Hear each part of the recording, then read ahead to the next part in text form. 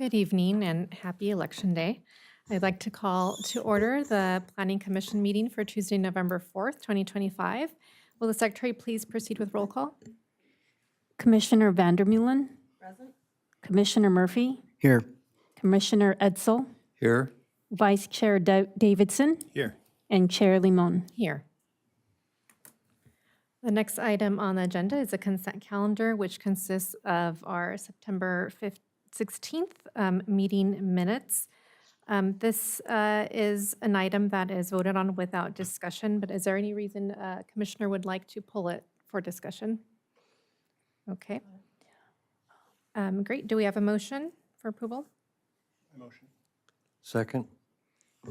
Great. Please call for a vote.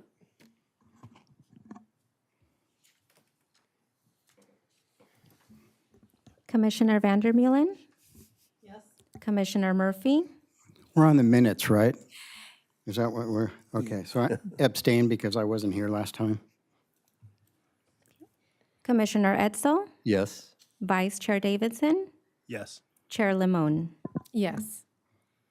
And I'm going to go back on a critical item before we proceed, which thank you, Vice Chair Robinson, for the reminder. We are going to do our Pledge of Allegiance. Commissioner Edsel, please lead us. Thank you. Hand over your heart.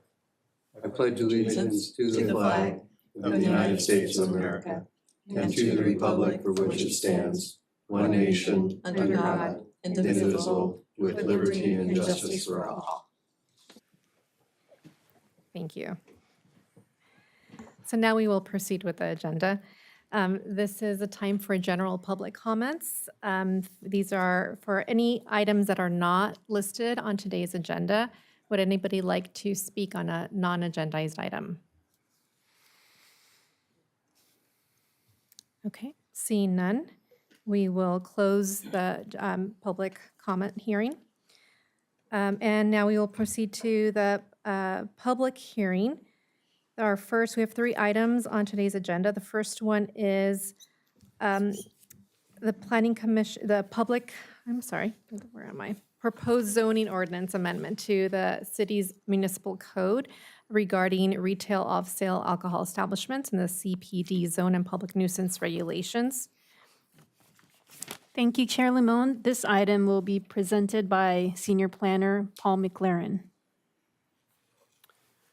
Good evening, Chair Limon, Commissioners, public. As stated, I'll be giving you a brief presentation on the ordinance update for the alcohol beverages establishments for off-sale. So these are the proposed red lines to the existing code. What this is really doing is it really only affects the commercial plan development zone, and it kind of cleans up the code a little bit in that the definitions or the allowed uses within the code are kind of all over the place, so we're really kind of just condensing them down to alcoholic beverage establishments for off-sale. And then that removes all the other 2 items that are here, which are the in-service stations and that sort of thing. And then what's happening here in order to address this is, or in order to address what we're trying to do with the code, is that we are then adding a caveat that within the CPD zone, if you're within a quarter of a mile of a off-ramp, essentially, then you're not, unless your establishment is over 7,500 square feet, you would not be able to have an alcohol establishment. So our analysis is we went ahead and we did a lot of research and found that there are higher concentrations of off-sale alcohol establishments tend to increase the accessibility to underage individuals, which exacerbates alcoholic related harm and contributes to the greater volume of service calls to the PD. There's also a consideration between the different formats, whereas large format stores like a grocery store or something like a Bevmo or something like along those lines tend to have a lot fewer service calls for underage drinking or underage purchases than establishments that are smaller. So we wanted to look at that as well.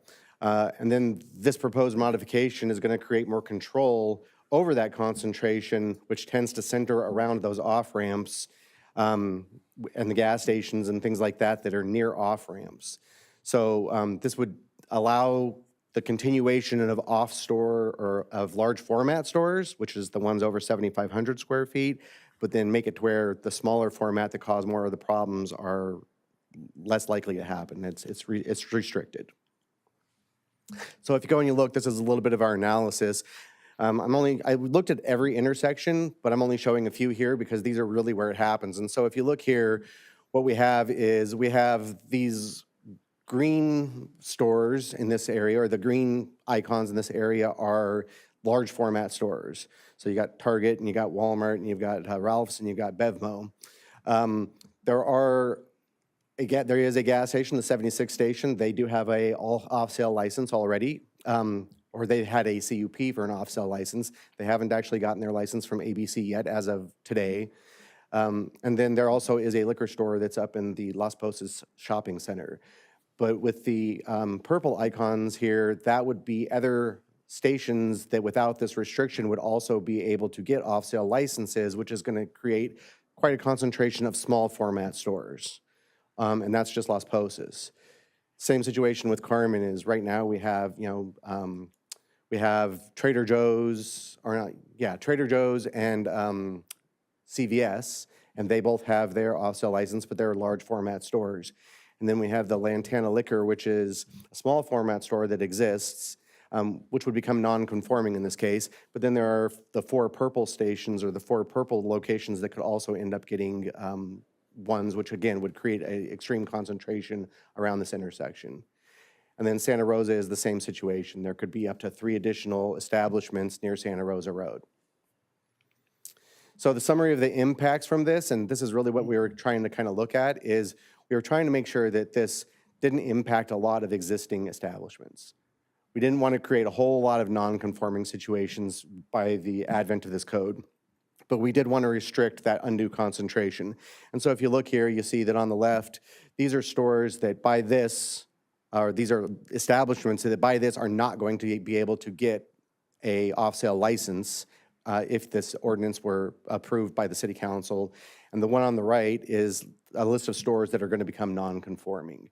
The ones in green on the right are actually stations that have gotten off-sale licenses prior to the moratorium going into effect. But they actually, again, as of today, they have not actually received their ABC licenses yet. But they have their CUPs. So once they get their ABC license, they can move forward. And ultimately, we're trying to, again, protect these existing businesses. We're not trying to hurt anybody here by this. We're just trying to control future concentrations. So we're trying to protect the existing businesses. So we've added some non-conforming clauses within here so that if somebody does already own one of these businesses, they're going to be allowed to continue so long as they're in good standing. Even if that CUP like went away, like an existing liquor store or something went away for 6 months, 9 months, and then the shopping center managed to find another liquor store tenant to go in there, the CUP would still be in effect up to 365 days. Ownership, tenancy, none of that matters. The CUP goes with the property. They can remodel, they can repair, because we don't want anything to become blighted, so we want them to have the opportunity to still update their store and keep their store looking nice. So that's not going to impact anything. We would even allow them to expand their existing alcohol area because they're already an existing establishment, and if they wanted to increase their alcohol sales a little bit in order to stay, above board or in the black, then that would be something that we would allow them to do.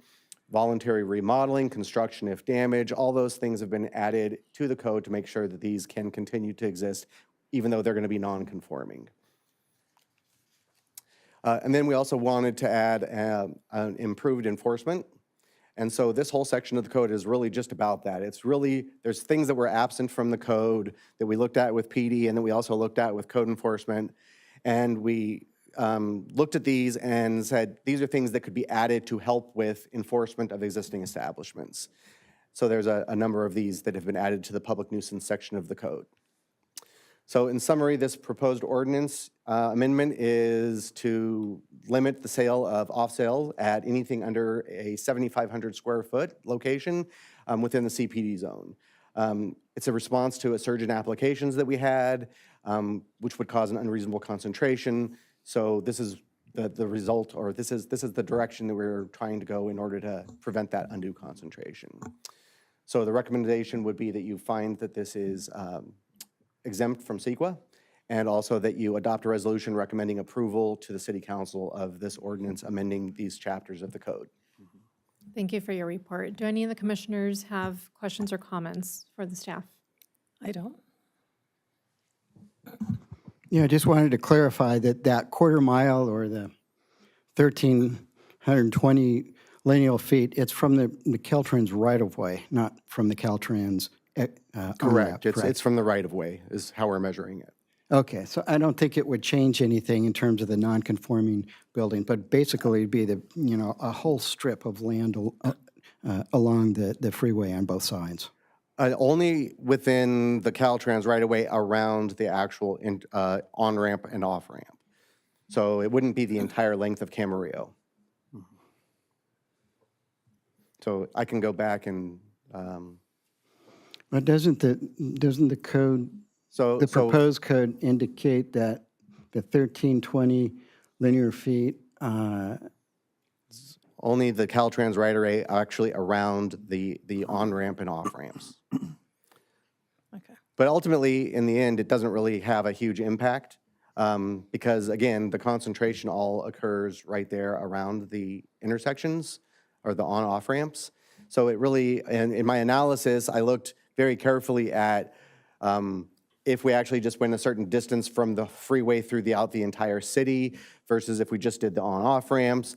And then whether or not, if we actually just went from the actual freeway itself, not just the on-off ramps. And ultimately, there was really not, there was a little bit more of an impact, like especially for Santa Rosa Road.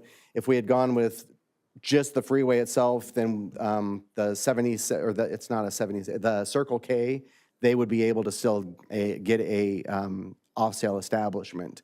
But if we go with Caltrans right-of-way, then that Circle K won't be able to get one. So it was some very fine tuning and analysis as to what the best would be to, again, try to make it to where we were having as few non-conforming establishments created as possible while trying to meet the goal of reducing the possibility of undue concentration. okay, I see that as the objective. I'm just looking at the ordinance, though. The ordinance seems to indicate a continuous 1,320 linear feet from the Caltrans right-of-way, unless I'm just not reading that correctly. And I just noticed this, by the way, so I So apologize for the... if you go into this section of the ordinance where it's got the red line, it's literally just this, bullet that's added to that section. It says that it's just within the, from the interchanges. It talks about the interchanges. So it's only for 1,320 feet from all interchanges. Okay, I see that now on the proposed change. I guess I thought I was reading the finalized ordinance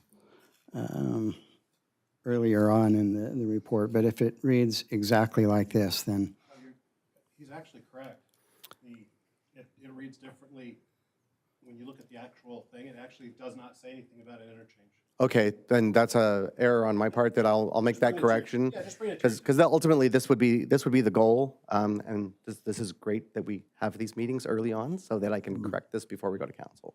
But the intent would be that it would be within interchange, from the interchanges. that's it for me. Thank you. Commissioner Edsel? Yeah, I have a comment. I think this was well done and gives us a nice tool because some of the prior applicants that came in, there wasn't really an objective basis to reject some that I think were inappropriate. And so this makes it clear for the applicant and gives us a good operating document to make a decision on. So thank you. I appreciate it. Yeah, this is a good ordinance, I think. Thank you. Okay, great. Seeing no further questions, we'll open up for a public hearing. Are there any public comments on this item? We do have the applicant here. I don't know if they put in a speaker card. Oh, no, I'm sorry. That's the next one. Okay, seeing no public comments, we'll close a public hearing. May I call for a resolution? Resolution number PC 2025-9.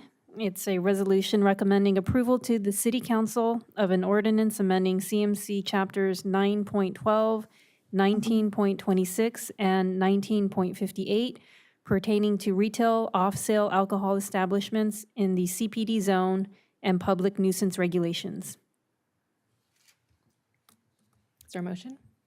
I would make a motion that we waive any further readings and vote with the caveat that the interchange portion is added to that bullet 1 in the appropriate location as discussed with staff. I'll second that.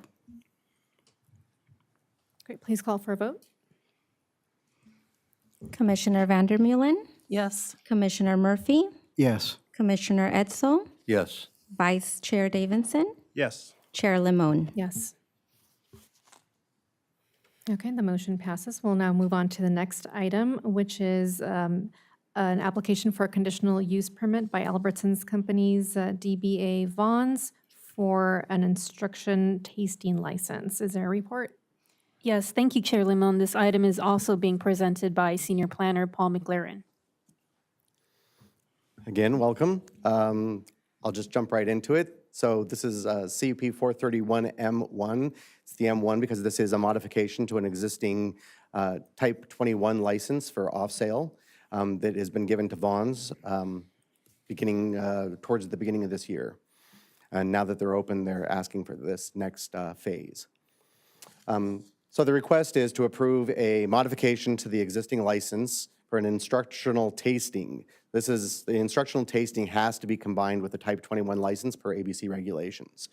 So they already have their Type 21 license. The location is the new Vons at 940 Arneal Road. A general plan is commercial, and the zoning is commercial plan development.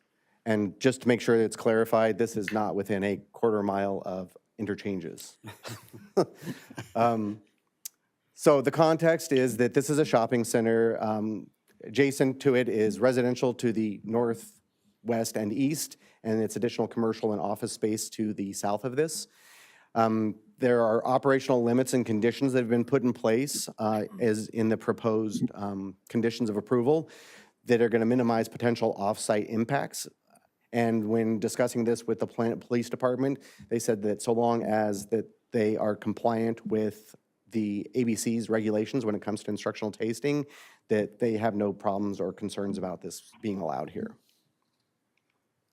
So the purpose of this, this is becoming, the Whole Foods in Oxnard has one. There's 4 of them at different grocery stores up in Thousand Oaks. Simi has 2 instructional tasting licenses. Ojai has 1 at their market. And Ventura also has 2. So it is a trend that Camarillo has 1 actually, which is actually at Jer's Liquor Store, and it's no longer actually being used. They've removed their instructional tasting area, but they still have the license.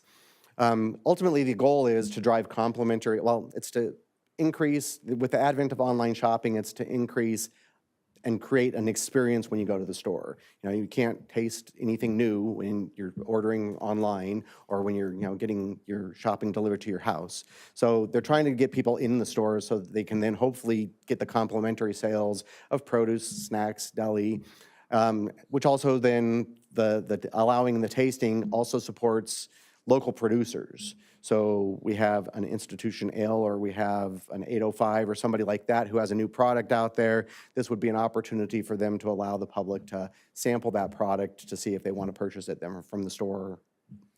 So it promotes those local, so that helps it promote local economy, growth and stability. So operationally, these pictures are actually taken from the Albertsons Company's training for their instructional tasting licenses. So this is the vision that they have, and this also is compliant with ABC regulations. So it's not a bar, it's a small area where 1 or 2 people might be able to step up and have a sample.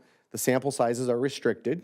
If you go and you look, the area on the left is kind of the total space that would be allowed. So you might be able to get 3 people, 4 people in there if they kind of crowd in a little bit. So again, it's not intended to be a drinking establishment. It's supposed to be a place where you come and you have a sample. Within the scope of things, the ABCMLC limits how many people, or it limits the, well, they have limits, like ID checks are there. They're going to require that there be stanchions, some sort of barrier between the tasting area and the rest of the store. There's a sign there that says nobody's allowed within the stanchions. If they're under the age of 21, they are checking ID at that location. It's going to be staffed by a vendor that's over the age of 21 who has the RBS training. It's also, there's going to be a staff person from Vons who's also got the RBS training and is also over the age of 21 on duty at any time during this event, and they're allowed to have one event per day. Let me go back. So when it comes to the limits of alcohol, essentially, you know, alcohol, you go into distilled alcohol and one shot has about the same amount of alcohol as 3 ounces of wine, has the same amount of alcohol as about 6 ounces of beer, and that's all they're allowed to serve per person. So they can go ahead and they can say, well, I'm going to get a quarter shot of this new distilled alcohol and then a quarter shot of that one and a quarter shot of that one, and that equals their 3/4 of an ounce. Or, you know, they can divide it up, but ultimately they end up basically getting the same amount of alcohol no matter what, and they're restricted to that amount of alcohol. And so in summary, this is a conditional use permit that is allowed and consistent with a CPD zone in the general plan. We don't feel as though there's any detriment to the public health, safety, or welfare with the conditions that we have in place. The site design are adequate. You know, I actually want to go back to this one. I'm sorry. I want to talk about the map a little bit first. I'm so sorry. So if you go and you look, what we're looking at here is the actual Vons and where alcohol is actually staged and displayed in Vons. This image is about 1/3 of the 64,000 square foot store. From the red dotted line on the right-hand side to the nearest exit is about 60 feet, and everybody who's leaving that area would have to go past all of the cash registers, so they're going to be under the view of everybody who's there bagging and shopping. So everybody's going to get a lot of visibility on this. And then within that red square is where they would set up this instructional tasting area. It wouldn't take up that entire square, it would only take up a small portion. They just want the flexibility to be able to do it anywhere within that area, and so that's why the red line is like this. So operationally, I wanted to include that in my comments. And then going back to the summary, the site and design are adequate. Conditions ensure compliance with the ABC and the city's standards. It also promotes local economic growth and stability. So my recommendation is that we approve CUP 431M1 and find it exempt from CEQA. Thank you. Do the commissioners have any comments or questions for the staff? On the, you mentioned 11 licenses already throughout the county. Correct. How many of those are actively being used? All of them. They're all doing the sampling? Yes. Okay. Okay. I think my other questions are for the applicant. Okay. Commissioner Murphy? Yes, just a quick one. It's my understanding that you've run this by the Camarillo Police Department and they have no objections to it. Correct. Thank you. Yeah, how many are in Camarillo? Would this be the first, you said, or was there? So there, over off of Mobile, there's a Jer's Liquor, and that one was approved 7 or 8 years ago. But they didn't find it viable. It didn't work for them. People weren't knowing about it and didn't come in. So they kind of just felt that they could use that space for the tasting for a better purpose. So they kind of got rid of that. But they still do have an active license. They're just not actually actively doing the tastings. Okay. So there is one in Camarillo. Okay, thank you. I just have a comment. I've actually been to Boise, where Albertsons is headquartered, and some of their flagship stores there, and it's a very nice experience. It is very well controlled. They actually control how many people can get to the area. The pictures kind of reveal that. So in practice, it very much matches what was described to us. And that's my only comment. Great, thank you. No further comments or questions for staff? Okay, I'll open up for a public hearing for public comments, and we have the applicant. If there's another public comment, make sure that you submit your card. Okay. And please state your full name for the record. You have 3 minutes. Hi, Kevin Lay Architecture. We're the architecture firm representing Albertsons and Vons. I also have with me Mr. Dean Mead, who's the district manager for Ventura County. He can answer any questions related to operations, but architecturally, I can walk you through the layout. Was there questions, Commissioner Vandermeulen? As far as the layout, because walking through the store, the big tall racks that are there are very tall, and there's not a lot of walking room around those.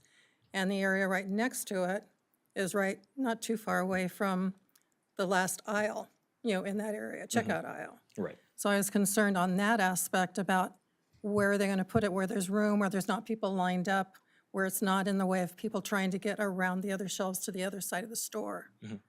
Yeah, operationally, I think they don't want to damage themselves with any standalone sales on shelves, but they will stage the location where they can both benefit the customers and continue to make sales around the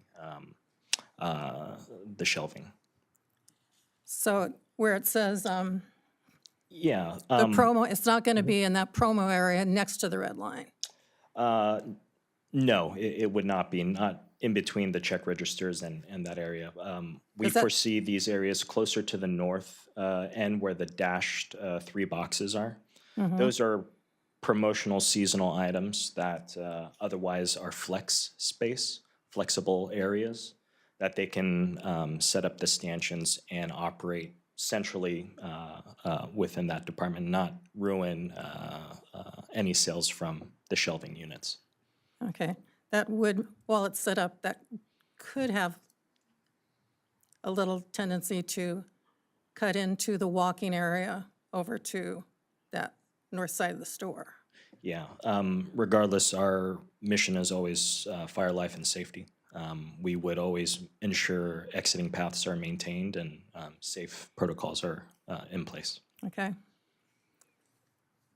And then, I don't think my other questions are more operational rather than architectural. Okay, thank you. Commissioner Murphy? No further questions. Thank you. Commissioner Edsel? Great, thank you. Thank you. Please proceed. And please state your name for the record. You have 3 minutes. Good evening. Steve Du Bois. Live here in Camarillo for 9 years. Quick question. It says 1 event per day. Is there a limit to the length of time that that event can continue? There is not. So they could have it all day. So what's the, They could. so why just say 1 event per day? I mean, if you're not going to put a limit on it, it could be open for their 14-hour day, right? I'm just bringing it up. Yes, it could be open for 14 hours a day, but again, they're only allowed to serve the person one time. Okay. So it just gives them an opportunity to be able to market their items. No, I understand that. It just seems like an awfully long event option. Thank you. Any other public comment on this item? Okay, Did we have, is there not a person here to address the operational? oh, thank you. Hi, I'm Dean Mead. I'm the district manager covering Ventura County, Albertsons, and Vons. Okay, thank you. Okay, so I also had a question on one day, like every day, once a day, or like everyday type thing. You can do it once a day without having any idea of. Yeah, so typically, I did see the once a day, but in my experience, I've been with Albertsons 36 years. This is a newer type of experience and tasting. Mostly our pavilion stores operate this, and it's really, the closest one I've been familiar with is in Newbury Park, Albertsons. We do it. It's typically once every other week. It's short term. It's 2 hours at a time, and it's really a small table, and it's very the traffic that goes through is very few and far between. It's 1 or 2 people, as mentioned before, so it doesn't really push anything into the aisles or easements as far as traffic flow. So Yeah. it's really, if you're a customer that's shopping that alcohol department, you're over there. The moms and the families, they typically don't even venture into that area where there would be the tasting. So, Yeah, my concern was, yes, every day, once a day would be too often. yes, And there There are some people that might not want to be shopping at a time that you're doing this. So how Are they going to notice when it's available, what the hours are, so that people that don't want to be in the store while that's taking place can know not to shop at that time? Or people that might be interested will know when they can come. So how is that going to be publicized or noticed to the Typically, there customers? isn't a publicized scheduling for these events. They, you know, as the vendors have a new item or a local vendor has something that they want to, you know, promote, it does go through our office and it gets approved, and then it's set up through our sales managers out in Fullerton office. So like I said, it's not something that there's a schedule out there posted for the general public.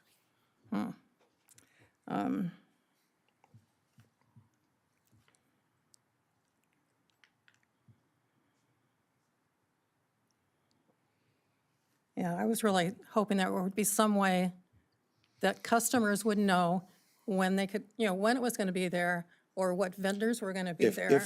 In my experience, when like the pavilions or the Vons have had a major event with like, they've done like Jason Momoa and some celebrities that have their promotions, those type of things do get scheduled, and a press release and a version goes out in that ad for those type of tasting events. But these are really micro tasting events, very small, very low key. Really, if you're a customer that's not even into that liquor department, it's a tendency to just overlook it, wouldn't even see it. It's that small of a level. I have a suggestion as to that, Go because on, I had yeah. the same question. Have you had a practice where you have signage with a notice up front in the store, so a customer who is entering the store will know that that is occurring that day and can avoid that section if they so desire to? The signage, in my experience, they have it as you go into the liquor department. There's a T-bar sign. It explains the tasting event, and, you know, obviously, it lets the consumer know, you know, if they want to partake in that event for that particular day. So, but there's nothing at the front door that's going to let a customer know that we have this event going on. So is that signage at the actual location, or It'd is be it right at a there in section front of the before actual- somebody enters a section? No, it's right there in front of the actual tasting table. Yeah. Okay, so, well, we. There's restrictions. It's all the include ABC guidelines a that they have to follow. condition that requires that signage to be placed, before a person enters that section. Yeah.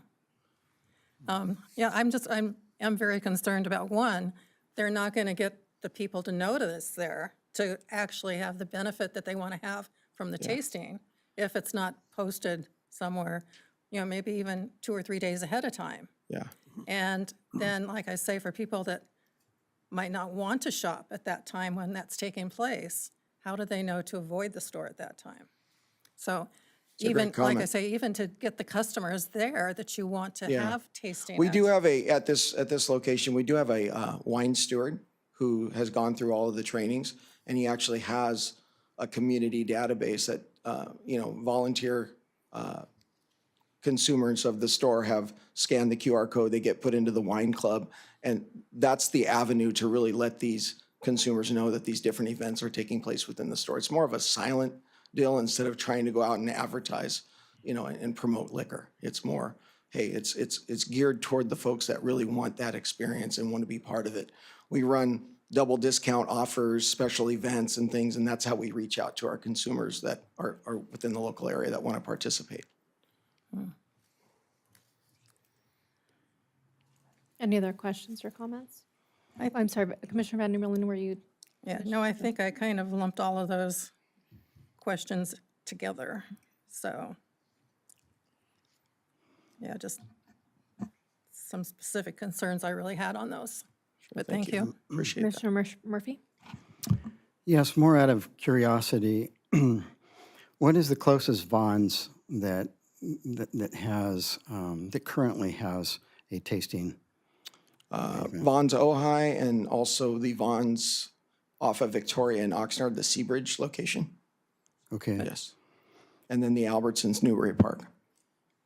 You know, I would say the Albertsons Newbury Park is probably closest to Arneal as far as. Yeah, it does seem like there's a trend towards this, and that many of them are using them. Along the lines of what Steve Du Bois, I think it was, is, There is not a time limitation on this? Do you sometimes have events that go all day long? I have never seen an event that's gone all day long, no. And you said typically it's more like Typically, 2 they're hours? a couple hours and they're done, they're wound up, you know? I've never seen anything go beyond a couple hours Okay, on these tastings. They're usually, from my experience, I've seen them in the afternoon from like 4 to 6. got it. Yeah. And so I like the potential for local sales, you know, local growers and so forth. Do you reach out to the local? We do, a matter of fact, beer and wine. we're the number one local, you know, it's not only alcohol, we just opened up a remodeled Vons in Ohio. We did the last year on January 17, we opened up this one, and we reached out and we had a huge local presence. I mean, we as a company highly believe that working with local products is really key to our success in the community. All right, thank you. Thank you. The one event per day thing does seem a little odd. Is that an ABC component, or is that is that something that staff put on? Its ABC component is they're only allowed one event per day. But without further definition? Correct. Okay. Okay, that's my question. Thank you. Yeah, I just think with the limit on how much you're allowed to drink, that no one's going to be sitting there at a bar drinking for 4 hours. They're going to have their taste while they're shopping and probably move on. So I'm not concerned with it, I don't think personally, but. Any other questions or comments for applicant? Okay, any other comments from the public? I just wanted to clarify one condition, number 9, that was written in the staff report. If I can suggest a modification to that language, just to enhance the purpose and the security of that condition. What's your suggestion?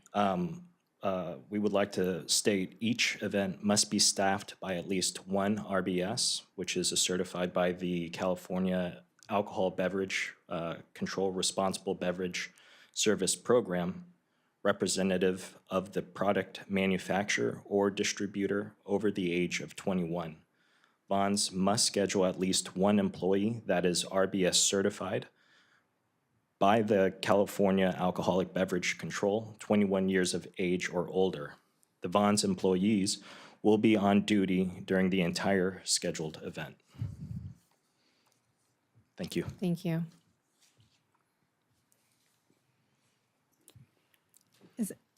You didn't take your entire 3 minutes, so please proceed. Steve Du Bois again. To be clear, I'm not against Vons or any other place doing this. I'm just puzzled. They're not doing any marketing, they say. They're not going to let anybody know what's happening, but their entire justification for doing it is to compete with online shopping and to sell complimentary items. That's baseless, given that you're not doing any marketing. You can't compete with online shoppers if you don't tell people to not shop online and come into the store and do this. So it just seems odd. It's their business. I don't have any problem with it. I'm just puzzled as to why they would justify it like this and what they think they're going to gain from it if you're not telling people you're doing it. And there's only 1 or 2 people that come in, I believe the gentleman said, in any event. What's the point of approving it? Thank you. See no further public comments. I'll close the public hearing, and Commissioners' items now open for discussion. My suggestions would be that we, in an approval, if it's so suggested, that we do put a limit on the event, that the verbiage around one event per day, something that's reasonable, 4 hours comes to mind for me. One event per day not to exceed 4 hours seems very reasonable. And as for the signage, I don't have a problem with that. I understand that they're sending emails to somebody or to a specific group of people trying to entertain their willingness to come in. But again, that's your business, and I do agree with the speaker about that. So the signage I won't pick up, but the one event per day thing, I do think it's a reasonable thing to place a reasonable time limit on it. And I would think that one event per day not to exceed 4 hours would be appropriate. Well, I would like to kind of see if there's any way we can put something in about signage at the doors so that customers coming in do know that it's taking place. And if possible, signage ahead of time. So I'm concerned, and I just don't know if that's possible or not. I'm in agreement with that. Is this something that a bonds representative would have to approve? I mean, it seems like signage a couple days in advance would only enhance the potential for success on this. Yeah, it's not a big deal to advertise that, to help with the patrons visiting the store and to promote it. We want the customers to enjoy the experience and the store to be successful. So we'd be more than happy to accommodate those two conditions. Thank you. Commissioner Edsel? No, I think with those added, I'm good with it as well. Okay. Anything else? Okay, I'll call for resolution.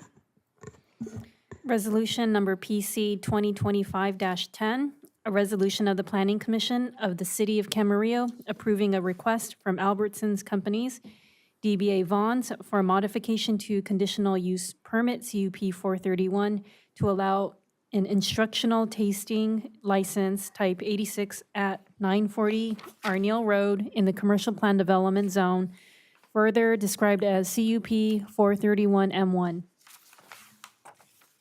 Thank you. Is there a motion? I move to waive further reading and vote to adopt. I'll second it.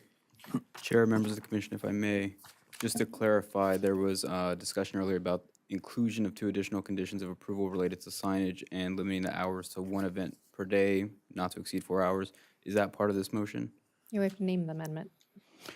Yes, it is amended to include signage 2 days in advance of each event and to put a 4-hour limitation on the duration of each event. Thank you. There was also some comment made by the applicant related to condition of approval number 9. That is not part of the, that's not proposed for inclusion as part of this motion. Is that right?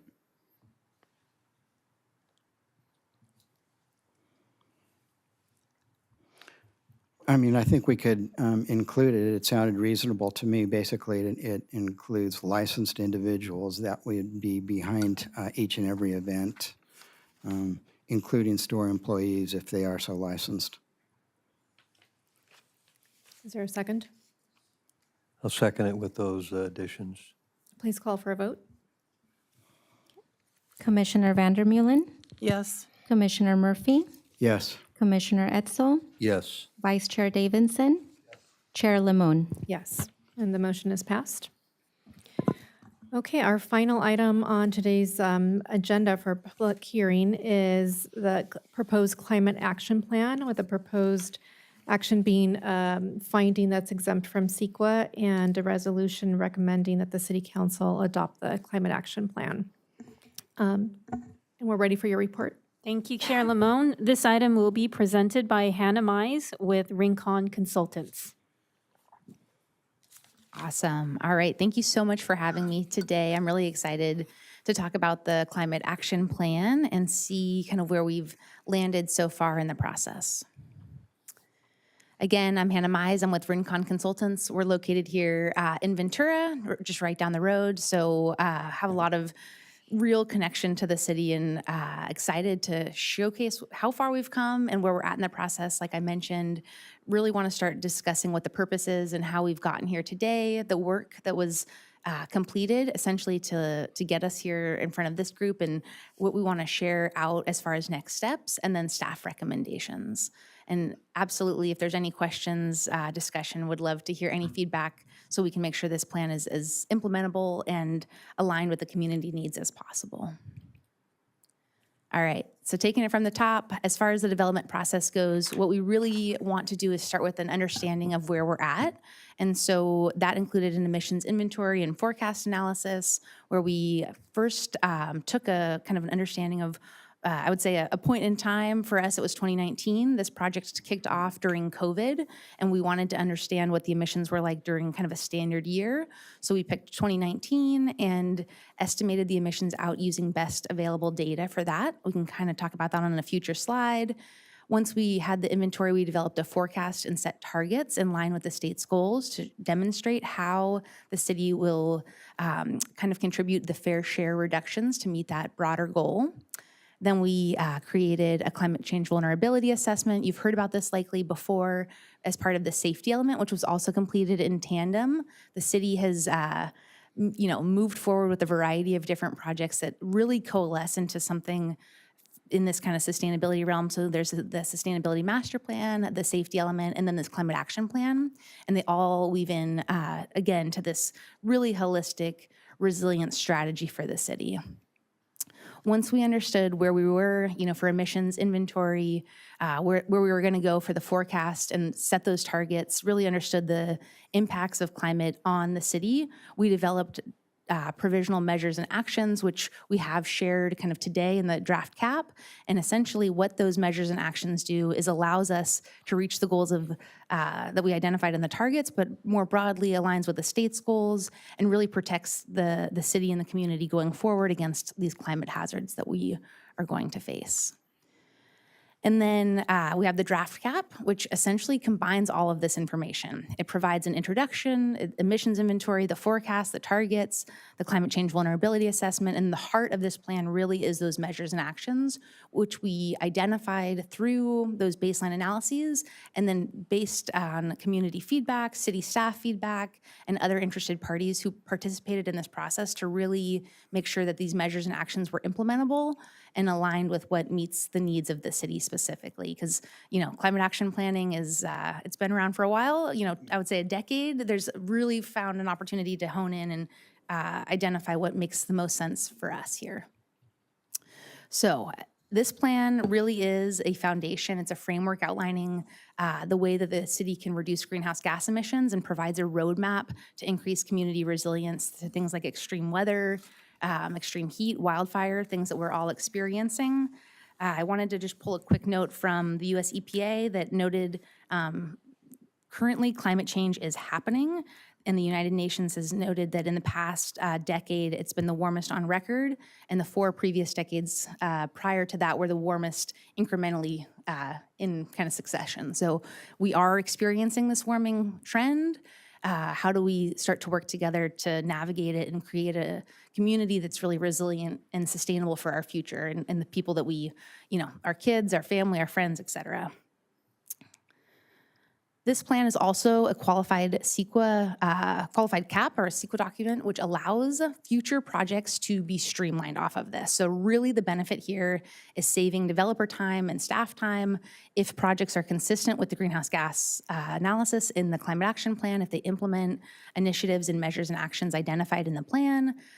No additional greenhouse gas analysis is required. Again, streamlining both the developer process and city staff review, making really this economically viable community more and more implementable as projects continue to come into the community. So it's really an opportunity to save time, save money, and get the cool projects that we want to get implemented. When we talk about the work to date, I had mentioned that we did an inventory, the forecasts and targets. And so really quickly want to dive into the emissions inventory. And what you'll see here is on the right, we have a pie chart that shows the emissions from the city. This is the community, as I mentioned. We took a 2019 baseline analysis because that was an understanding pre-COVID, where we at, what's kind of the trajectory going forward. And I will say this really aligns with across, the regions across the the jurisdictions across the region. In different emissions sectors, we're seeing transportation as the greatest. We understand the freeway runs through. I want to recognize that trips that either start or end outside of Camarillo are not accounted for in this. So if a trip starts in Camarillo and ends in Moorpark, 50% of that is accounted for here. However, if a trip starts in Ventura and goes to Los Angeles on the 101, that's pulled out because the city does not have any responsibility over that. Those emissions are designated to the cities where they start and stop. So we just wanted to note that. And then also, when we did this analysis, we included the off-road emissions from the airport. The airport, however, is controlled operationally by the county, so it's included in their climate action plan. more broadly.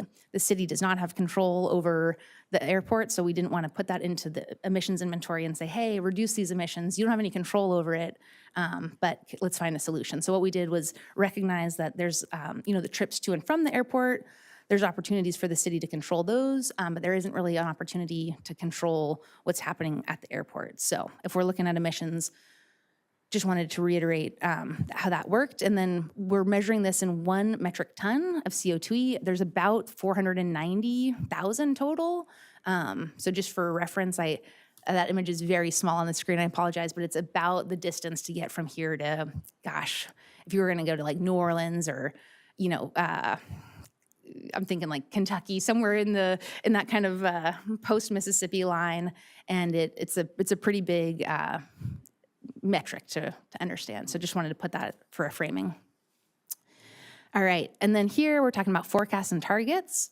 I'm going to run through the lines a little bit. We have the dashed line on the top. That's the 1990 emissions. If things were to stay as they did in 1990, we have a standard that's based on the state's emissions, and we backcast what the cities were based on population and other economic kind of demographics, I guess.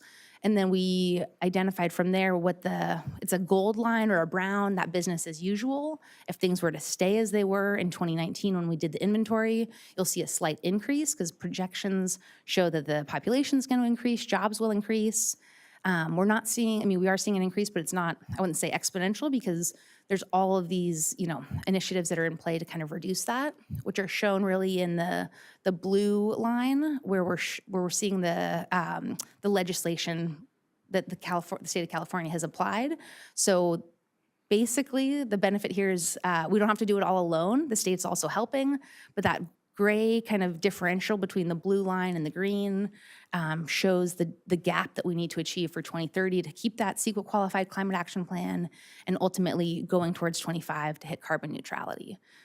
In these future years, more climate action plan, updates, revisions, monitoring, and implementation will be performed to see where these actions are being, really where we're getting the most success, where we might not be, so we can recalibrate and continue to move forward on this trajectory. As I mentioned, we also have the climate action vulnerability assessment or climate change vulnerability assessment. That was woven into the safety element specifically, but also really was used as a foundation for this plan, because without understanding, the actual impacts that people are experiencing, it's hard to develop measures that really address those concerns. And, we're experiencing wildfires, extreme heat, et cetera. How do we start to weave that into the broader plan? Measures and actions are developed in a kind of a stepwise way. So we have the strategy, which essentially provides the overarching goal. So it's, transportation, mobility, or it's building energy. We also have a cornerstone one, which I'll talk a little bit about. And then we have the measures, which are one step down. Those say do X by Y. So install X amount of EV chargers by Y year, very specific. And then the actions tell the steps of how we're going to get there. Do a feasibility study.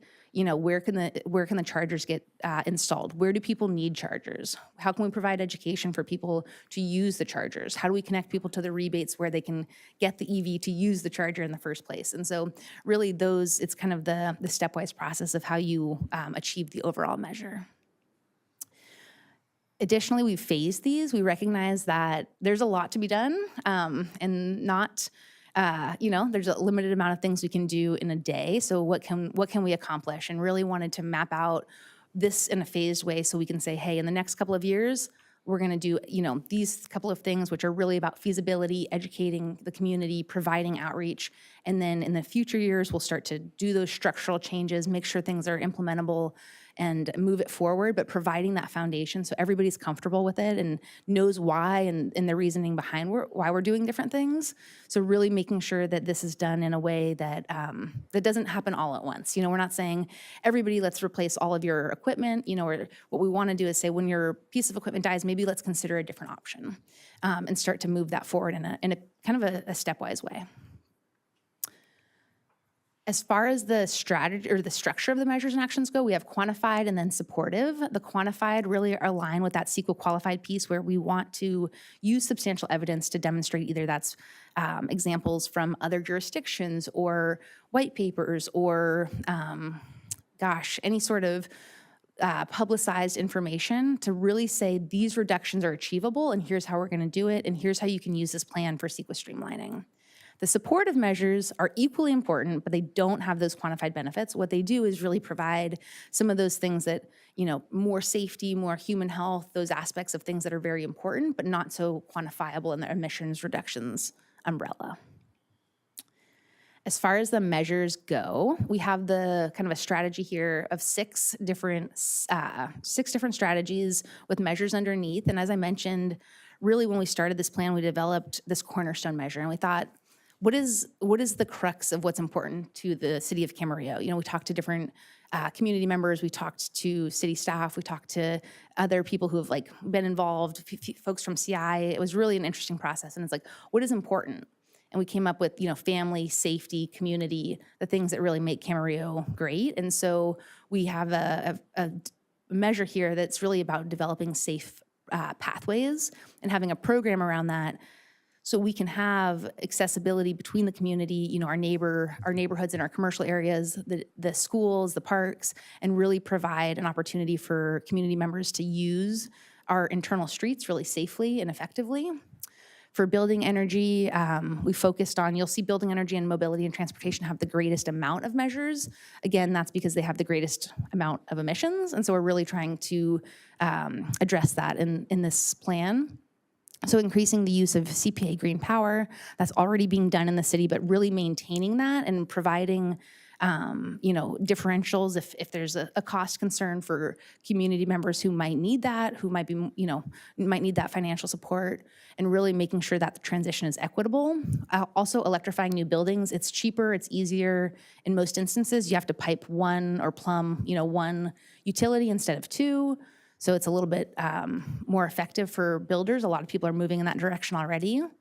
Electrifying existing buildings, and that really means, again, as things come to the end of their useful life, is there an opportunity to improve the air quality in your home? I'm thinking specifically, natural gas stoves. They emit NOx, a big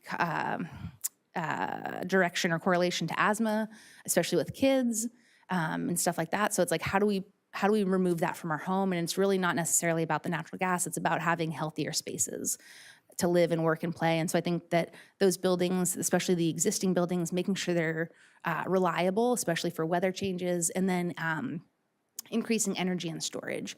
And really that storage piece is huge. I think, we're gonna be able to, we have phenomenal opportunities for things like solar here, but if we can't store it in a way that's reasonable, it's gonna be a little bit trickier. And I think, Paul, I wanna say one of the meetings we had, really at the beginning, you said, how do we make Camarillo a very economically viable? I want people to want to come here all of the time. Power's out in Moore Park, power's out in Ventura for whatever reason, but we're here, we got it, we're resilient, and really have that be a place that people find safe. So I think that was really something that resonated. We also have the mobility, increasing active transportation. I think it's gonna be really important to expand the CAT and the fixed route trolley. I was driving in Camarillo and I saw the trolley popping around and I was like, this thing is so cool. And I mean, I live in Ventura, but to pop on the trolley from, the outlets to, I was a CI grad, so pop over to CI or pop over to different places, just a really cool opportunity. So trying to think of how do we connect our neighborhoods more to our commercial places and keep business in Camarillo, keep that tax revenue there.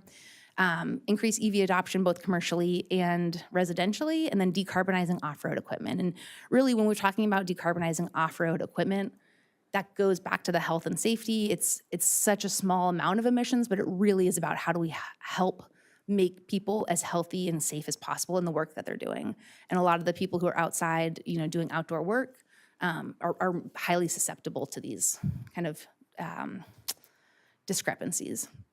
We also have solid waste, water, and wastewater. I want to say solid waste is very, near and dear to my heart, even though it's not a huge emission source. It's about organic waste, taking food that could be, given to community members, back to community members, taking that and not throwing it away. But how do we provide this equitable source? I worked for the city of Thousand Oaks and I was blown away. I worked in a recycling position and the amount of trash or amount of food that gets thrown away in schools. So we really started to hone in here. How do we work with different groups and make it so it's easier for people to take that food and give it away without any sort of repercussion or risk, and then, increasing the reuse and repair of things that we already have. I think that's the first and foremost, when I think about what this looks like, how do we start with what we have, really moving that forward. And then these last couple ones, water and wastewater, worked really closely with the water division here.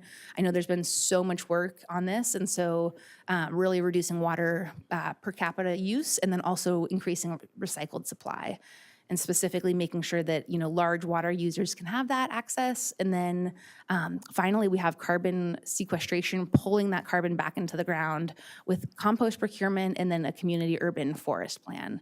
And what that really means is planting more trees. There's some really cool tools out there that show tree equity scores and show where, there's more tree canopy, there's less tree canopy in neighborhoods, and really focusing in on that to say, hey, where are the areas that we can really focus in and get this to be the most equitable city we can have. And then as far as the structure goes, as I mentioned, we have this introduction, we have the background, that strategies, the emissions target, all of that to really kind of give the information. And then the implementation and monitoring is gonna demonstrate how this plan will be really complete over the next couple of years, the next 5 years, 10 years, 20 years, and what that looks like as far as, hey, we're going to do an update, we're going to, revise, review, see where we're at. And as new technologies become available, as new things arise, we can adjust. And I think that's something that's really important here. This is a living document. We want to be able to, say something comes out tomorrow and there's a backup battery that you get, everything you need. That might not be in the plan, but it's still adjustable to include that. So really having something that doesn't sit on a shelf, but that allows us to implement this going forward. And just again, really excited. Here's a cool shot we had. We had an event at Studio Channel Islands. They hosted us for a community workshop.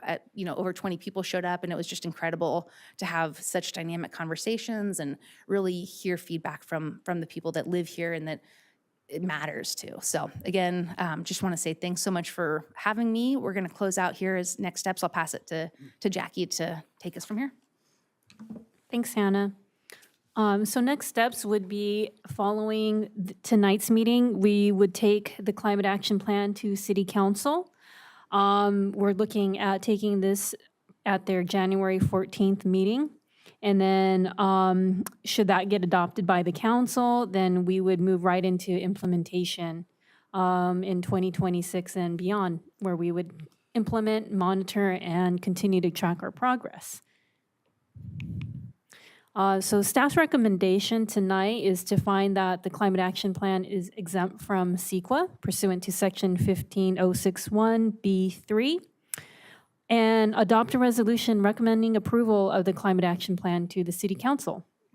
And that concludes our presentation. We're available for any questions. Thank you very much for that detailed, very informative report. Commissioners, comments or questions for staff? I just have one curious question, because reading it and seeing, the lines go down for like less gas usage and residential gas and stuff, how do we measure if the use of household gas is going down? Great question. So specifically for natural gas and electricity, I'll say every source, so natural gas, electricity, water, and waste, we have real data. So we work with Edison, SoCalGas, and they aggregate it. So we, it's really important. So we can't say, oh, so-and-so's house uses X amount. We really try and keep it kind of consistent. We have commercial and then residential and keep it as a total. But what they do is every year they sum that up and they provide that. And so we take that data and it allows us to say, hey, we're maybe using more electricity, we're using less natural gas, however it works, and then really track that using real data. The transportation is modeled, and that's the trickiest one because it's one of the biggest sources. But we're seeing more and more data come out that's based on things like cell phone data, and it's incredible. It'll like aggregate cell phone data with Amazon online purchases, with where you're driving, with where you're buying things, and in probably over the top, but it has some really interesting data where you can say, and again, it doesn't go down to the person, but it says, here's how many trips, and here's like people take X type of transportation to Y places. So it's really becoming more and more finessed. Some of that maybe I don't want to know. Thank you. You're welcome. Commissioner Murphy? Yes, thank you for that very nice presentation and putting the cap together. There's quite a bit in there to look at and digest. I was looking at a couple of the charts that both have to do with the 40% reduction of the GHG emissions and the net zero GHG emission by 2045. And on the second chart, it shows a not quite achieving a zero emissions by 2045. It's on page 25, it's Camarillo's GHG emissions reduction pathway. Yes. So I wasn't sure how that compared with the previous one that showed zero emissions in 2045. That's a great point. So this is kind of showing how the ultimate goal of how we want to go. You know, the target pathway is getting to 2045. So that's that green line that hits zero, and then the gray is kind of the gap. And specifically to have this CEQA qualified climate action plan, we really need to demonstrate by 2030 we're going to hit that 40% reduction from 1990. And make substantial progress to net zero. So recognizing that that nobody right now is realistically hitting net zero. So there's some flexibility in saying, hey, in these future years, we're doing everything we can do right now. We're gonna get as close as we can and update it with that new technology as it becomes available and new measures and actions, and reevaluate through the process. So it really is hitting that 2030 and then making progress towards 2045. That's a really good question. Okay, and on one of the last slides, you showed sectors and measures, which is sort of the main part, the various components that are involved, the areas that we want to go after, assuming this is approved. Cornerstone, building energy, mobility and land use, solid waste, water and wastewater, carbon sequestration, if I got that pronounced correctly.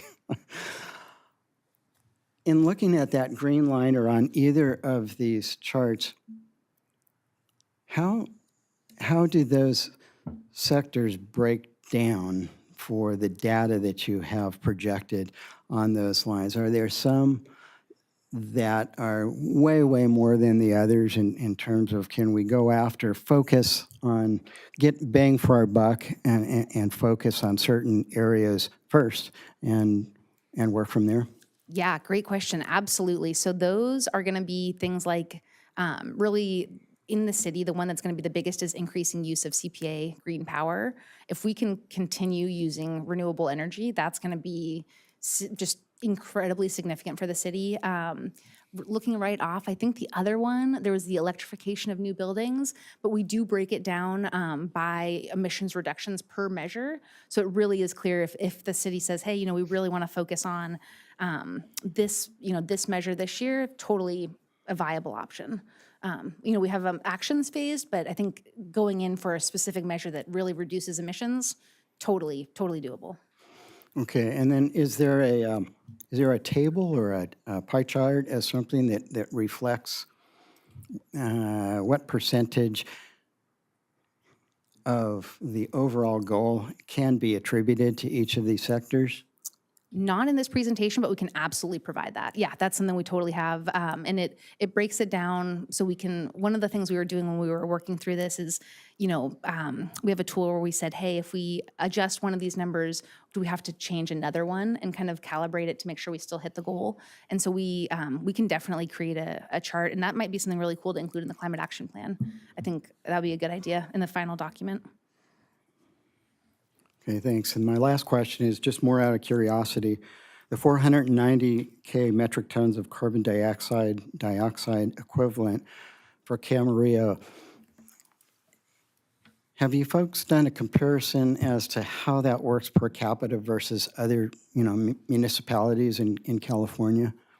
Yes, definitely. So we work throughout the state, trying to think per capita right off. I can double check that number, but it's pretty consistent with the region. It's like Ventura, I mean, I would say it's very consistent with the area. LA is going to have a little bit higher transportation emissions, which makes sense.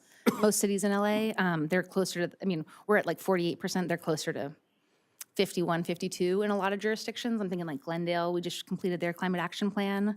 But yeah, very comparable to other jurisdictions in the region. All right, thank you. I don't have anything. Hi, thank you. I have a question. On your sectors and measures under mobility and land. Your mic. Oh, thank you. Can you hear me now?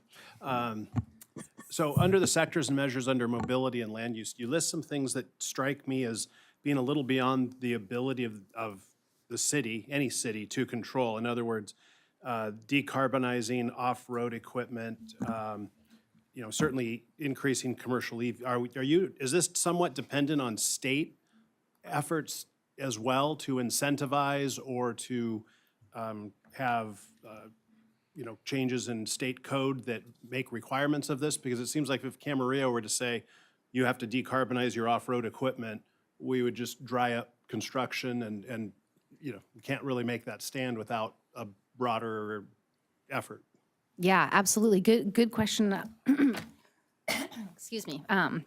So mobility in particular, I will say all of them, but that one in particular aligns with the state goals and really, directly says the state's requirements are, I'm thinking they have they call it a SOAR, small off-road equipment regulation. And so this aligns directly with that and says, here's how the city can do it. And I'm thinking, I can pull that one up specifically, but let's see, there's really trying to make sure that we're looking at, when we develop these, how are we going to do it? So really making sure, kind of going back to the actions of like, is it feasible? How is it going to look? What's that mean for people? And really creating a feasibility study before we make these decisions. Because I think saying like, hey, let's start to decarbonize and where it makes sense, maybe that doesn't make sense for every instance, but let's do a feasibility study, analyze, is it the, one-off kind of, not construction, but I'm thinking landscaping, something, how many batteries are people gonna have to have? We've had some conversations just with even city staff about when we were developing the SMP, because that's a sustainability master plan for kind of leads, shows how the city leads by example. And those were questions like, well, how do we carry 15 batteries, or what does that look like? And so it was like, well, let's maybe in this first year, we can evaluate let's take a look at all of the equipment that we're using. Let's take an inventory of that, and start with some of that kind of information and then making decisions from there. I don't know if that answers your question though. I don't know, maybe partially. I guess some of these things just seem like they're going to come from the state of California. In other words, the state's going to say, stop using gas-powered, I'm just making sort of things up, but stop using gas-powered leaf blowers. Yep. Stop using gas-powered lawnmowers and things. And some of those things have already happened, but it seems to me that a lot of these, the adoption of increased commercial EV use is certainly not something that the little city of Camarillo is going to have much of an impact on. Yeah, we could electrify our fleet. Fine, that's I firmly believe we should all be leaving a smaller footprint. So I don't want my comments to be taken out of context. It just seems like, why are we putting so much effort into work that staff and outreach and everything when the state should maybe more appropriately control it and direct our behavior, because it's now codified and Home Depot won't sell it, so therefore I can't buy it. So why are we wasting our time with it if it's something that's going to be codified and, like I said, the decision will be made for us? Yeah, so super good question. I think honestly, the part that I see there is a lot of this will be done at the state, and that'll be kind of a broad brush, but how does it get done here? And this provides, those resources where it's like, okay, one of the examples I'm thinking of is a trade out, where you can trade your equipment and providing education to community members. So it's like, the state's doing it, and here's how we don't want our community, we want our community to, prosper and really have those solutions. So it's really kind of identifying I think where the state has moved and then identifying solutions to help meet those needs here specifically.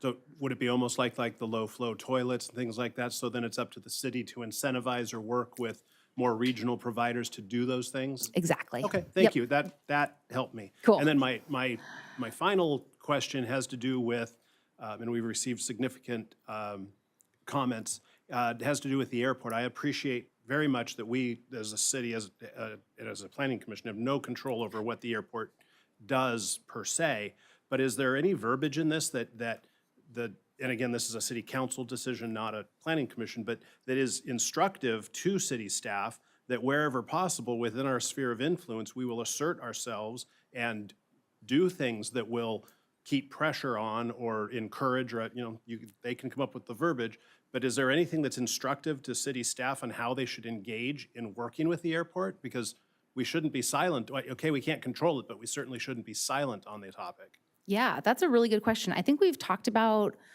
specifically the off-road equipment, going back to that, just because there is that overlap between sort of where it's even though the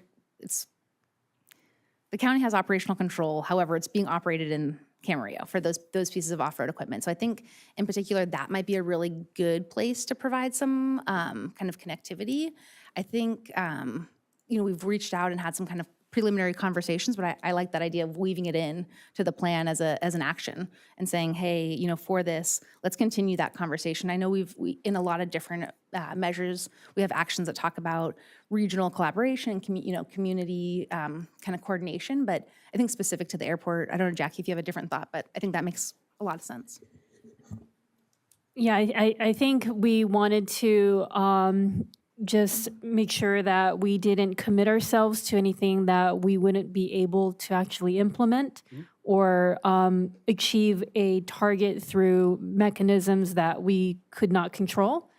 But I do understand and acknowledge that we do want to partner where we can with other agencies and then support other ways that the city can help support, for example, the county's plans and continue to partner with them. Okay, and I'm starting to get outside of our pool, so certainly these policy decisions and instructions to staff on how to conduct themselves with, for instance, the airport is way beyond the planning commission. So I'll stop my comments there, just recognizing though that I think it is important that staff be given direction on how that relationship should be. I'm not the person to say what that should be, so I'll end my statements with that, and thank you for everything you had to say. Thank you. Anything else? I first want to start by thanking you for all of your work to develop the city's first ever climate action plan. So critical at this time and has been, and I know this has been a years-long process and has included public engagement, participation as well.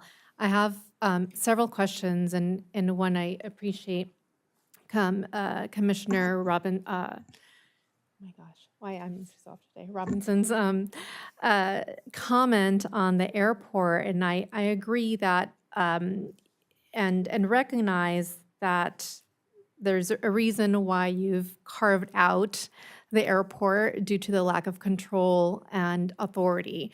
But one, you mentioned in your report that the county incorporates and is accounting for those emissions. I just want to confirm that that's the case. Of course, we want to have an accurate as possible baseline without double counting. So can you confirm that that is in fact included in the Yes. county's action plan? Yep, and they have a general plan with a climate action plan nested into it, and that's where it's found. Okay, great. And I agree with a suggestion that there be a tension and some guidelines and direction developed of how to collaborate with the county, because this is here in our community. And in addition to greenhouse gas emissions, there are co-pollutants that also are emitted that do very much impact the health of community members around the airport, especially those that live there and are subject to increasing emissions from the airport.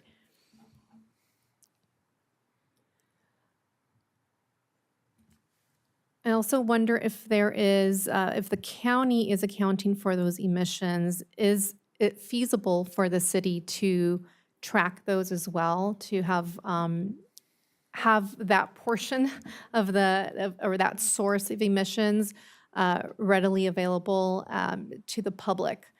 so that the public can easily track those without having to track down two different plans and sources of information. Yeah. So there can be a link. Absolutely. We could definitely link it to the county plan. That's not an issue at all. They have a really neat dashboard that I don't know the exact kind of calendar cycle that they update it on, if it's an annual or every 3 years. Everybody kind of has a different cycle, but I have seen their website really recently, and it is super interactive. It's easy to use. And so a link could be an easy way to put in the plan and say, hey, the county's also doing this, just so it's all in one place. Yeah, great. Yeah, so the public can readily access that as an informational layer to our action plan. As to the different sectors under the carbon sequestration, you have a community urban forest plan to be developed, which I think it's fantastic. And you have some specifics there, and you have language about prioritizing specific areas, some criteria there. And one of the major dangers when there is a local fire is our canopies and the types of trees, that people have in their homes and around businesses. And for example, eucalyptus trees are really abundant in our community, as beautiful as they are, and they're native, they're also highly combustible. So the shrubs and trees are a large source of how quickly and how dangerously the wildfires spread and the impacts to property and to life. So I recommend that you include language in there that prioritize native and fire-resistant plants and trees, so that be a focus area in the development of the urban forest plan. Awesome. We can definitely do that. And I think what you said makes a lot of sense, the native and fire resistant, because I've learned a lot recently about some natives, like you mentioned, are not fire resistant. So it's how do we tie both of those in and make sure it's really healthy? I like that. Great, thanks. Also, you mentioned concierge sort of offering for businesses, and I suggest that it include concierge or some sort of resource hub for residents as well, not just for businesses. I imagine that contractors would be included in businesses, but many times residents are, it's such a task to learn about new technology and costs and suppliers. And so resource hubs and demonstration centers are very valuable for residents. Awesome. Yep, we can incorporate that. The plan also proposes code amendments to require EV charging stations in new development, which I'm completely in support of. But I didn't see a similar requirement for solar rooftops. Did I overlook something? You did not. That's a requirement in Cal Green, so we didn't include it. We were saying go above Cal Green for the EVs, Okay, not for the solar, though. I see. So that's incorporated. Absolutely. Great. And finally, is the city collaborating with other cities or the county to coordinate on collective action? Yes, definitely. I am fortunate enough, actually, to be working with the county on their climate action priority plan that they're working on there. It's kind of an interesting thing. It's funded by the EPA, and we've been in connection with all jurisdictions within the county, but specifically the city of Camarillo, and there's been a lot of orchestration. I actually had an email go out earlier today with the fleet team to Port Hueneme and Ventura so we could start to collaborate on grant funding opportunities. Because I had seen somebody at a conference who worked at the city of Ventura, and they were like, hey, I'm looking at this thing. And I was like, I know the Camarillo is doing that. I was like, let me just connect you guys. Do you know each other? And they didn't know each other. And so I think that those things are definitely happening. And it seems like there's a lot of collaboration at the city level. Right, like Hannah mentioned, we are one of the cities that is participating with the county in their, is it CCAP? Yep. Their CCAP, county cap. Great, thank you. Any other questions or comments for staff? Just Commissioner Vandermeulen? one thing, excuse me, for the people that are listening, question for staff. Do we have one or two city council members on the airport committee, the county airport committee? I can't say for certain exactly how many the number is, if it's 2 or 3. Okay, I don't want to misspeak. okay. But I did want to put the point out there for anybody that's listening that the city does have council members that meet with other members throughout the county on the airport issues. So they would be a good point, for somebody to bring any of the questions and stuff on the emissions and stuff like that to the airports. So just wanted to make that comment. Okay. Commissioner Murphy? Yes, back to the airport. Do you folks have an idea of the scale of emissions that are produced by the airport? Camarillo puts out 490K metric tons as of 2019. How many metric tons does the airport put out? Do you have a feel for that? I don't, off the top of my head. I can definitely get that information from the county cap. I don't know it. I don't know. Yep. Not off the top of my head. I apologize. No worries. I think it underlines the need for very close coordination of the city in this program if it moves forward with the county and in particular the airports, possibly with Caltrans as well for and I won't ask the same question on through traffic for the freeways, but they do go through our town. The planes come up, they fly over our town, and they land in our town. And the traffic from Caltrans, the 2 state routes that run through our city, quite a bit of that is through traffic. So close coordination with those 2 entities, with Caltrans and Ventura County Airports for the Camarillo Airport, I think is really important. Awesome. Thank you. Okay, not seeing any further comments or questions from the commission. I'll open it up for a public hearing. For public comments, we have 3 comment cards, starting with David Gilbertson.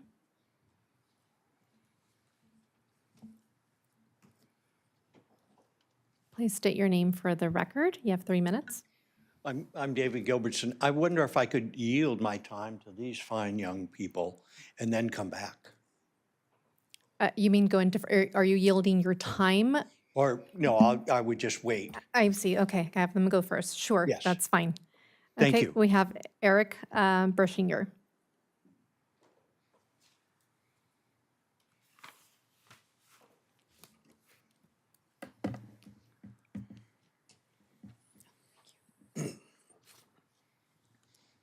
Okay, cool. Hi, do I have 3 minutes or just unlimited? Yes, 3 minutes. Okay, cool. All right. Yeah, so I'm Eric Bershinger. Nice to be here. I'm a graduate of UC Santa Barbara in environmental studies, and I now work for the Santa Barbara County Fire Safe Council. I'm also a lifelong resident of Camarillo and currently live here still. Love it. And I've been involved with environmental work for like 6 years. So I want to thank you first for following through with this climate action plan. I've personally been lobbying the city council to create one of these for years, honestly. So it's great to see it finally coming to fruition. My expertise nowadays is in wildfire resiliency, so I want to specifically talk about that as regards to this climate action plan. I read through it and didn't see too much at all about wildfire resiliency. And that kind of concerns me, especially considering we had the mountain fire not too long ago, and that really impacted our city. I would argue it falls under the jurisdiction of the city because, as we have seen, wildfires are increasingly approaching upon urban landscapes now, not just hillsides. And I was in Altadena recently, or not recently, but earlier this year, and saw the devastation and just how mind-boggling it was that something so horrific could happen somewhere so close to home.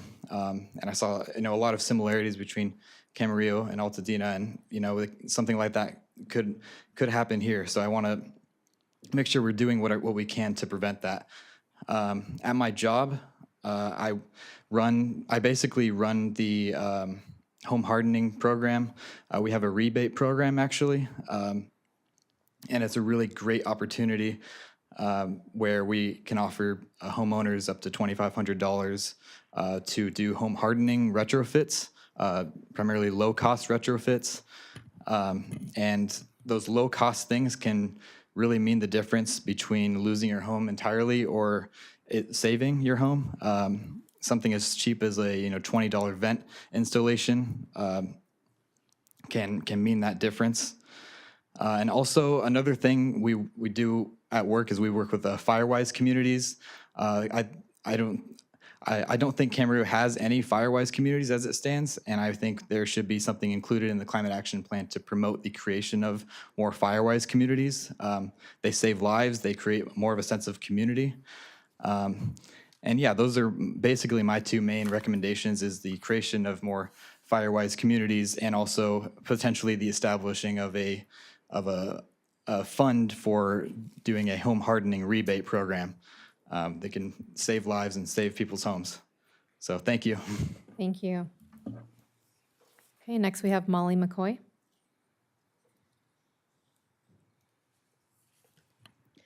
Good evening, Planning Commission. My name is Molly McCoy. I'm a lifelong Camarillo resident and recent urban planning graduate from UC Davis. As someone who's worked on a climate action plan, I commend the city's and Rincon's hard work and dedication.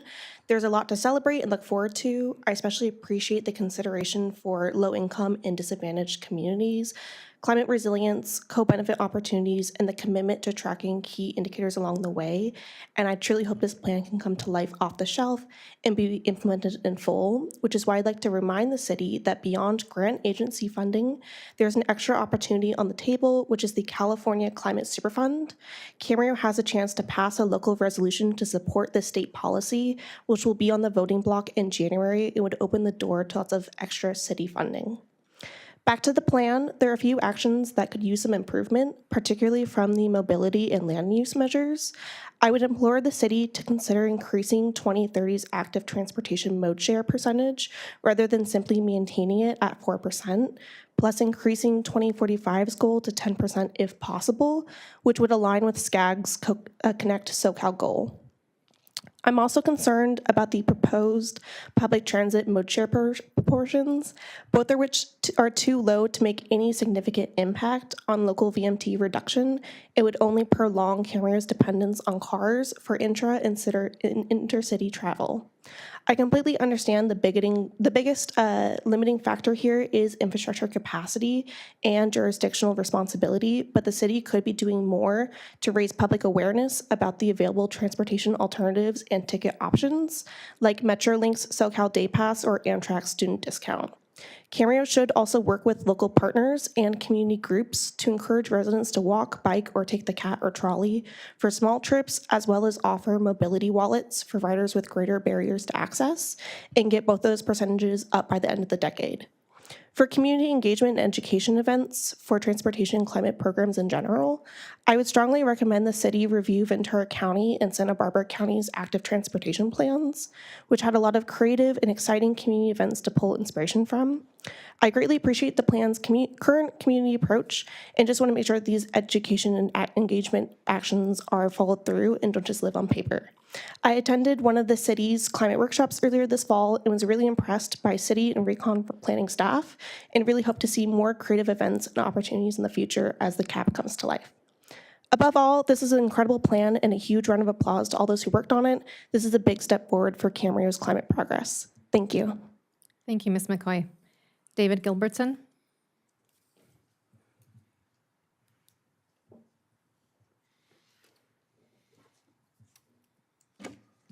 Thank you, Chair Lamone and Commissioners. I appreciate the opportunity to speak with you, and thank you for your public service. Also wish to thank staff and the consultant Ritcon for marvelous work. A lot of time and effort was put into this. At last, Camarillo is moving forward with the Climate Action Plan. So I wish to comment on the Commission's resolution to adopt it. I think it's critical that our city of Camarillo is doing our part in reducing greenhouse gas emissions, and that we partner with the county as well as the state and other cities in Ventura County. Obviously, you've heard that Ventura County seems to be one of the fastest warming counties in the lower 48 states. So it's about time we got busy. I really appreciate Vice Chair Davidson, your comment, Commissioner Murphy, Chair Limon on the airport. I think that's critical that this is part of the Climate Action Plan. As a former City of Seattle employee, there are some areas, though, I'm concerned about. And I doubt you have a big piggy bank. I'm concerned about funding and implementation, and I'm not sure how much the commission can do to put teeth in the resolution, but here it is. These plans can be put together and then they end up sitting on a shelf because they're unfunded. We need to act on funding. So I recommend that we establish a dedicated funding source for capital implementation, perhaps considering a municipal bond levy or some kind of greenhouse gas reduction tax. I don't think you're going to see federal money coming our way. The state will help as much as they can. Camarillo needs to develop a budget for the upcoming year where our city needs to prioritize the cap and leverage as much as we can state and federal and private funding. Camarillo needs to have an adequate level of staffing to apply and administer federal and state grants to support the Climate Action Plan. The cap identifies specific city departments as responsible for implementation. I like that. Department directors need to identify the resources they need to meet the CAP's greenhouse gas emission reductions, perhaps even putting it in their work performance plan. Camarillo should aggressively be pursuing clean energy job creation as part of our economic development priorities. Perhaps a potential funding source is if the state moves forward with a polluters pay legislation. In terms of community engagement and informed public, I really recommend we establish a residents' Climate Action Plan Advisory Board. Thank you. Thank you, Mr. Gilbertson. And last we have Mr. Steve Du Bois. Good evening once again, ladies and gentlemen. Steve Du Bois, AICP, have a master's degree in urban planning from the University of Michigan. Something that the vice chair mentioned earlier kind of piqued my attention when he mentioned it. Some of the items are not really within the ability of the purview of the city to address, and was wondering whether the state was going to regulate them. So I have a question for the Deputy City Attorney. Does the charter process from the state allow the city to regulate the types of appliances and/or equipment used by landscapers or industries or anything within the city? Can the city regulate that an industry can only use a forklift, for example? Thank you for your comment. You can continue speaking. No, I need to know the answer. If you know it. If you don't know it, that's Please fine. continue, the forum please for continue that. with your comment. Okie dokie. I've only worked outside the state of California, so I'm not sure about the different jurisdictional regulations between the city and the state. But where I've worked, and the city had that authority. And so my suggestion would be that it's nice to blame the state when you're making a decision that the public might find unpalatable, but I would ask you not to abdicate your responsibilities to better the city's environment by not using the powers that the state has given you to regulate, to only allow electric leaf blowers instead of gas-powered, or any of those items that may affect the climate. So, thank you. Thank you. Any other public comments? Okay, we also received several public comments via email. I believe a majority, if not all of them, were also commented on the airport emissions. Okay, seeing no further public comments, we'll close a public hearing. Commissioners, is it now the time for our discussion? Any comments? I just want to comment, I thought it was a well-done report, and the input from the commissioners was wonderful, and I think we hit all the things that, that I was concerned about on it. And so, well done, thank you. Thank you. Commissioner I was Vanderbilt? going to say, yes, it was very thorough. Much of it was over my head to start with. I think I needed a whole class to go through all of the charts and everything, but as I went through it, kind of got the gist of what I was looking at. And I did enjoy that it is as thorough as it is. And then the discussions tonight also ties into so many things that I've personally, have been reading about when we get talking at Leisure Village and having to go to electric yard uses and, what we're going to have to trade out as far as batteries from motors and things like that. And how much of that is dictated by the state and by what days it has to be done. And that, they can't be sold and what can't be sold in the stores anymore. So it's interesting to read through this and see what we're doing and what we have to deal with and what the city's dealing with and what the county's dealing with. So I did enjoy what I got through all of it. So thank you very much. I do have an answer for you, Commissioner Vandermeulen, on the, we do have 2 council appointments that sit on the Ventura County Airport Authority and 1 alternate. So hopefully that answered your question. And then I also wanted to just make a comment on some of the public comments that we received tonight. One of the commenters aptly made the connection between climate change and wildfire. And then as you remember, we just took the safety element to the Planning Commission this year, and that got adopted by the council. So in the safety element, we also have a number of implementation actions, which do include those items that were discussed, such as fire-wise communities, home hardening, and things to safeguard, structures from the damage from wildfire. Thank you. Commissioner Murphy? Yes, and I hope I'm not splitting hairs here, but in that, the last slide, there were 3 steps that were mentioned: implementation, monitoring, and tracking, I believe. And I think that before implementation, on the basis of the discussion and the input that we have received, there should be strategizing. There should, start with strategy. Where is our biggest bang for the buck? Where would we start actually implementing to make the best difference, the quickest impact? Look at what state programs are going to be out there, either are in place or nearby, that would enable the city to take out some of these items that they were going to go into. So I think rather than jump in fully and start with all of these sectors and measures, the city should strategize on which ones to go after first. And between strategy and implementation, budget. I mean, I think it's really important to set a budget for these items. Do we have the monies, either through what the city has now or the state programs that may be available? But the money has to be in place really before we undertake such a large program like this. I'm in support of it. I'm excited about it.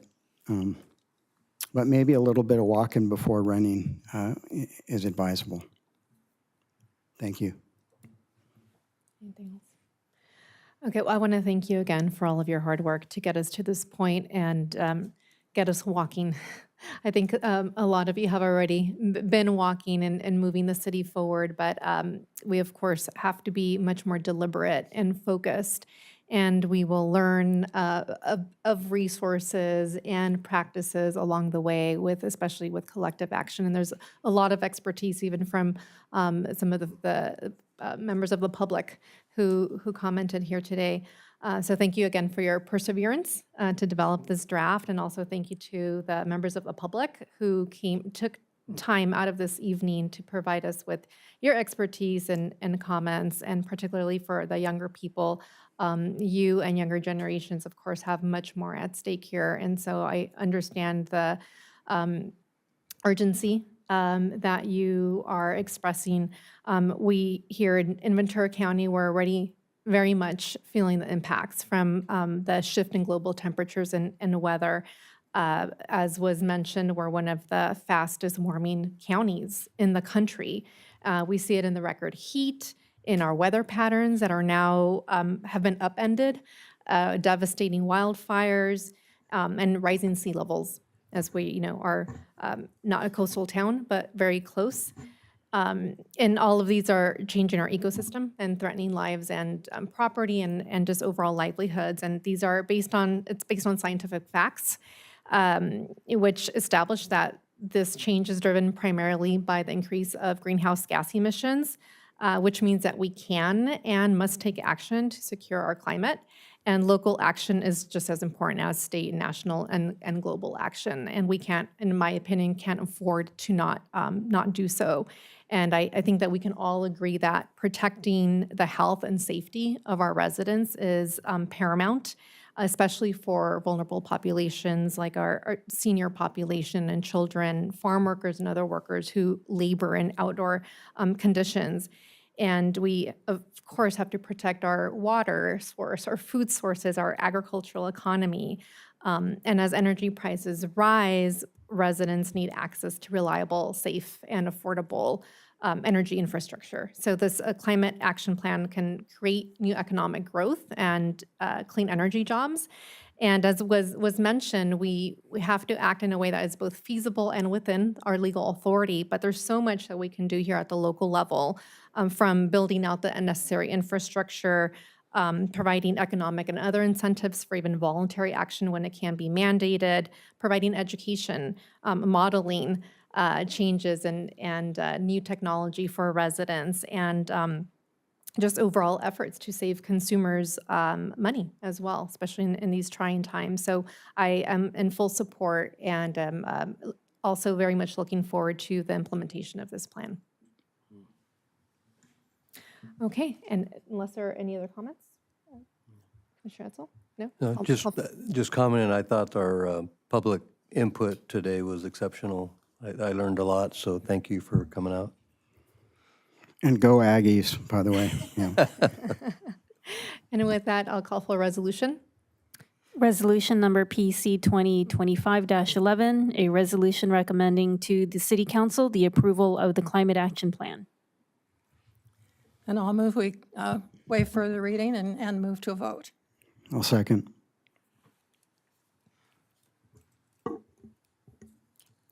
Actually, I have a question about this. So there were a number of suggestions throughout, and I'm wondering whether we should first have those amendments made to the Climate Action Plan and have it come back, or I understand that there's also a time frame when we want to get this to the City Council.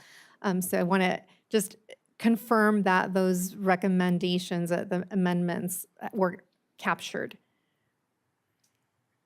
Certainly, we can incorporate the comments that you provided that you would like to have us make to the Climate Action Plan before we take it to the City Council. Okay. So then I would amend that motion that we waive further reading pending the future comments to be sent to the City Council, and then move to vote. Will that do it? Chair, members of the commission, so there's a couple different ways the commission can handle this. It could just direct staff to incorporate those changes into the Climate Action Plan and take it directly to council thereafter, or it could choose to have the Climate Action Plan return to the Planning Commission.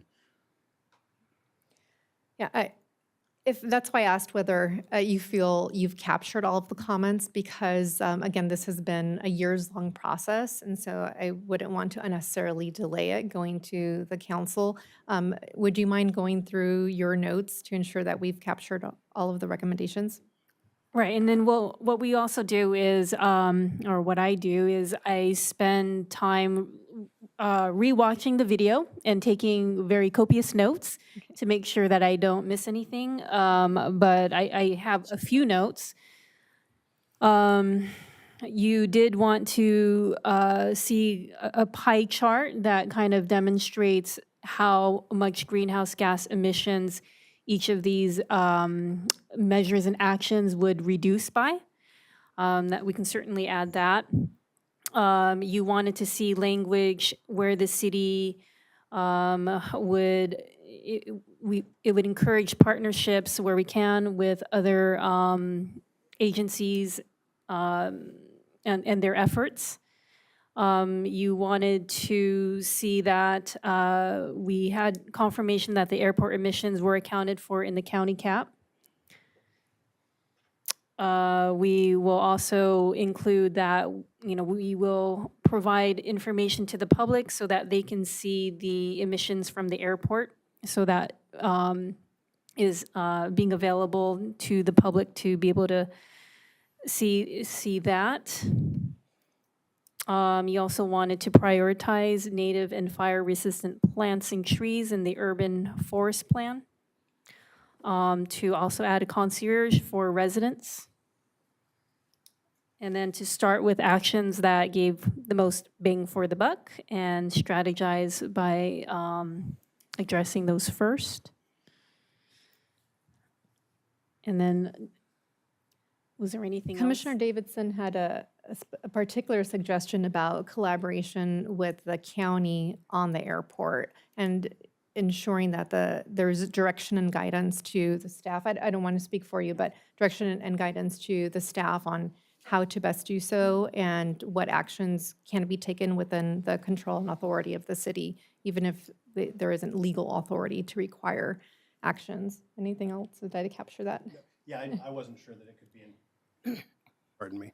I wasn't sure it could be actually written into the document. Maybe that was more a public comment for our council members to hear, because I'm not, that's more of a recommendation to council to do that with staff. But if it can be incorporated that it's a goal, then I'd certainly welcome that.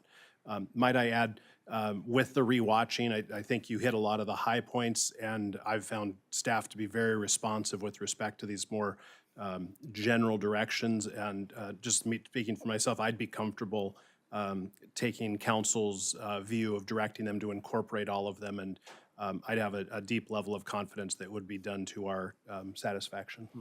Thank you. I agree. I do too. So there is a motion by Commissioner Vandermeulen that's been seconded by Commissioner Murphy to adopt the resolution. And Chair, I apologize if I may one more Yes, time. please. There was some public comment that was made concerning the Planning Commission requiring funding sources or otherwise imposing taxes. So just as a brief reminder for the commission, for the record and for the benefit of staff, the public, the Planning Commission is a commission of limited jurisdiction. So the commission is limited to land use, planning, zoning matters. And in this capacity, it's acting in an advisory capacity to the City Council on this climate action plan. So funding sources and imposing taxes are not something that's before the Planning Commission. And as far as I understand, it's also not something that's being incorporated into the climate action plan or the resolution that recommends approval of the climate action plan. Thank you for that clarification. Yes, it's not before us and it's outside of our jurisdiction, outside of our authority. Okay. And so did that motion stand as I stated it, as far as we're including? The motion remains, correct? Yes, it's waiting for a second. Yeah, we have a Okay. second by Commissioner Murphy, I believe. Right. Okay, so we're ready for a vote. Commissioner Vandermeulen, Yes. Commissioner Murphy, Yes. Commissioner Edsel, Yes. Vice Chair Davidson, Yes. Chair Limon. Yes. Okay, and with that, the motion passes. Thank you. Okay, now, moving on. I know this is now moved us into almost 8 p.m. We have the director's report. Yes, thank you. Our next meeting will be on December 2nd, and that will be the last meeting of the year. And we do have a few items that are tracking for that meeting. And then we're looking at starting off the new year by having our first Planning Commission meeting being held on January 6th. So that completes the director's report. Thank you. Any other commission comments to close us out? All right, great, then I adjourn the meeting.